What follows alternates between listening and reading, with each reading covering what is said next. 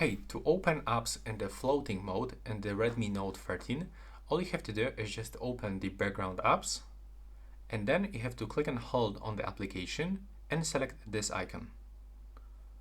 And now when you do this, as you can see, this application is actually in the floating mode, so we can move it wherever we want. If I drag it to the right side, I can minimize this application. Also, I can do this and put it into the left side. And when we try to do this at the top of the screen, as you can see, it doesn't work. To the bottom, it's also not working. So we can only put it on the left or the right side. And when you click right here, like this, click and hold it, as you can see, nothing is happening.